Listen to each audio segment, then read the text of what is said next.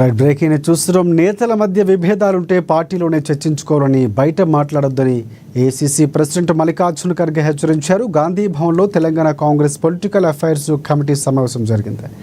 దాదాపుగా 2 గంటల పాటు సాగిన ఈ సమావేశానికి మల్లికార్జున ఖర్గే ముఖ్య అతిథిగా హాజరై మాట్లాడారు. స్థానిక సంస్థల ఎన్నికల్లో బీసీలకు 42% రిజర్వేషన్ అమలుకు ప్రభుత్వం తీసుకుంటున్న చర్యలు, పార్టీ సంస్థాగత నిర్మాణం, జిల్లాలో జరుగుతున్న పార్టీ కార్యక్రమాలు, జై బాపు, జై భీమ్, జై సంవిధాన్ కార్యక్రమాలు, సంవిధాన్ బచావో కార్యాచరణ ప్రణాళికపై చర్చించారు. అనంతరం గాంధీ భవన్ నుంచి తాజ్ కృష్ణకు నేతలు వెళ్లారు.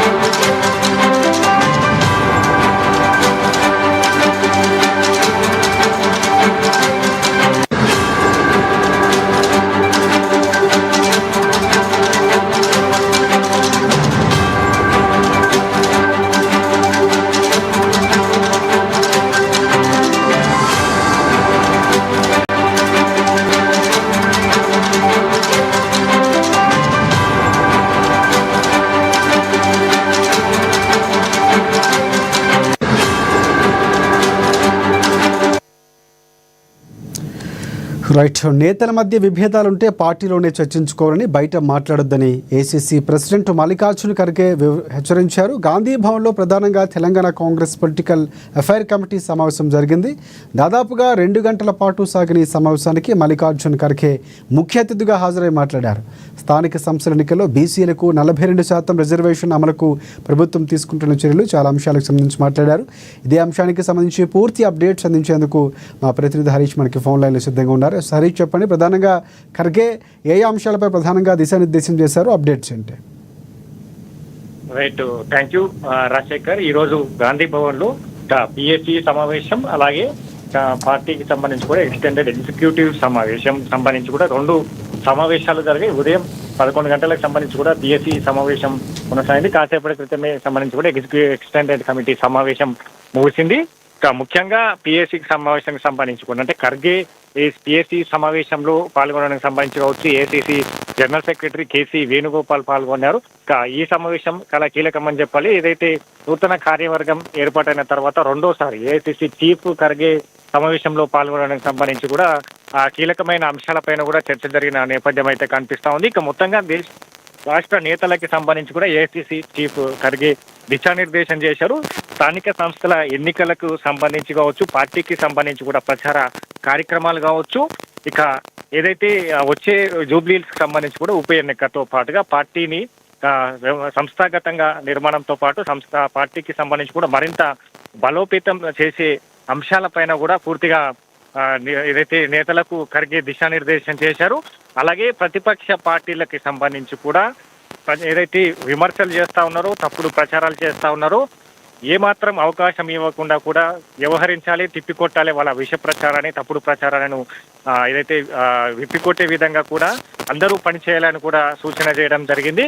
స్థానిక సంస్థల ఎన్నికలకు సంబంధించి కూడా మెజార్టీ స్థానాలను కైవసం చేసుకోవాలని చెప్పండి. ముఖ్యంగా కాంగ్రెస్ పార్టీలో అత్యంత ప్రజాస్వామ్యానికి సంబంధించిన కాంగ్రెస్ పార్టీలో నేతల మధ్య విభేదాలు కావచ్చు, నేతల మధ్య సఖ్యత అనేది కూడా ఉంటుంది. వీటన్నిటిని కూడా పక్కన పెట్టాలి, అందరూ కలిసికట్టుగా పని చేయాలి. ఏదైనా ఇబ్బందులు ఉంటే ఇన్ఛార్జ్ మీనాక్షి నటరాజన్ దృష్టికి తీసుకురావాలని కూడా చెప్పడం జరిగింది. ఏమైనా నేతల మధ్య విభేదాలు ఉంటే వాటిని సంబంధించి కూడా ఏదైతే ఇన్ఛార్జ్ దృష్టికి తీసుకురావాలి, కానీ బహిరంగంగా కానీ మీడియా ముఖంగా కానీ మాట్లాడొద్దని కూడా హెచ్చరించిన నేపథ్యం అయితే కనిపిస్తా ఉన్నది. మొత్తంగా ఈ స్థానిక సంస్థల ఎన్నికలకు సంబంధించి కావచ్చు, 18 నెలల కాంగ్రెస్ ప్రభుత్వానికి సంబంధించిన పాలన తెలంగాణలో ప్రజాపాలన కొనసాగుతా ఉన్నది. రాష్ట్ర ప్రభుత్వానికి సంబంధించి కూడా ప్రజల ఆదరణ పెరిగింది. ఇది ఇలానే కంటిన్యూ చేస్తూ వచ్చే 10 ఏళ్ల వరకు కూడా కాంగ్రెస్ పార్టీ రాష్ట్రంలో అధికారంలో ఉండే విధంగా కూడా కృషి చేయాలి, కార్యకర్తలను సన్నిద్ధం చేయాలి. నామినేటెడ్ పదవులు కావచ్చు, కార్యవర్గ కూర్పు కావచ్చు, ఆలస్యం చేయకుండా వీటన్నిటిని కష్టపడ్డ కార్యకర్తలకు, ఏదైతే 10 ఏళ్ల నుంచి కాంగ్రెస్ పార్టీ 10 ఏళ్ల తర్వాత అధికారంలోకి తీసుకొచ్చిన, కృషి చేసిన గ్రౌండ్ లెవెల్ కార్యకర్త ఎవరైతే కష్టపడిన కార్యకర్తలు ఉంటారో వాళ్ళకి సంబంధించి కూడా పదవులను కేటాయించాలని కూడా పిసిసి చీఫ్ మహేష్ కుమార్ గౌడ్ కి కూడా ఆదేశాలు జారీ చేశారు.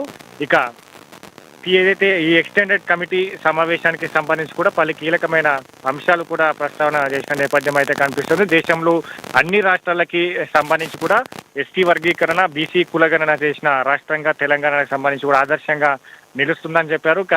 అన్ని ఏదైతే యూత్ కాంగ్రెస్ కావచ్చు, కాంగ్రెస్ అనుబంధ సంఘాలన్నీ కూడా కోఆర్డినేషన్ తో పనిచేసుకోవాలి. కాంగ్రెస్ పార్టీకి సంబంధించి కూడా అందరూ పార్టీని మరో 5 ఏళ్ల వరకు కూడా మరోసారి పార్టీని అధికారంలోకి తీసుకొచ్చే విధంగా కూడా కృషి చేయాలని కూడా చెప్పడం జరిగింది.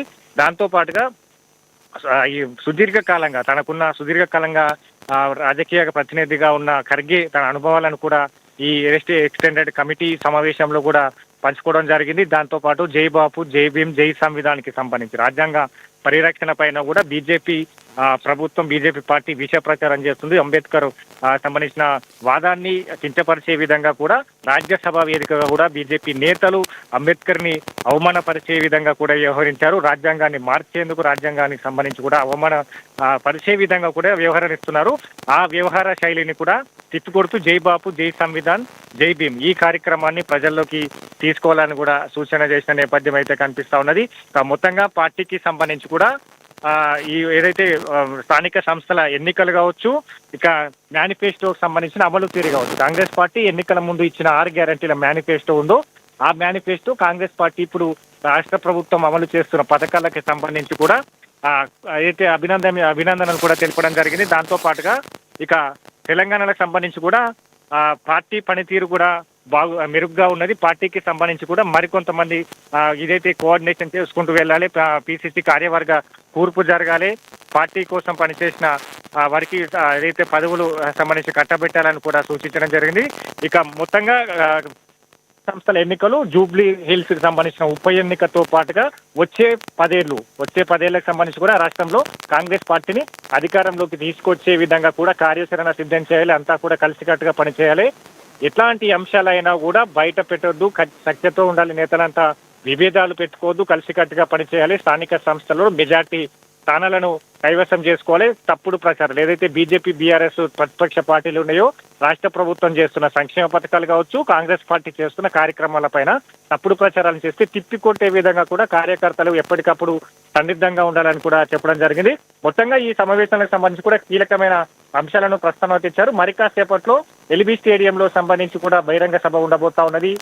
రాష్ట్రంలో అన్ని గ్రామాల నుంచి కూడా గ్రామస్థాయి అధ్యక్షులు, బూత్ స్థాయి లెవెల్ నుంచి కూడా 15,000 మంది అధ్యక్షులు వచ్చారు. వారితో పాటుగా రాష్ట్ర నేతలంతా కలిసి కూడా దాదాపుగా 30,000కు పైగా కూడా ఏదైతే కాంగ్రెస్ కార్యకర్తలు సభకు వచ్చిన నేపథ్యం ఉంది. మరి కాసేపట్లో ఖర్గే ఏదైతే ఇప్పుడు రాజకృష్ణ హోటల్ కి బయలుదేరారు. అక్కడి నుంచి కూడా ఆయన 5 గంటలకు బహిరంగ సభలో ఖర్గే రాష్ట్ర కాంగ్రెస్ కార్యకర్తలను ఉద్దేశించి కూడా ప్రసంగం చేయబోతున్న నేపథ్యం ఉంది. Rajasekhar. Right, thanks for updates Harish.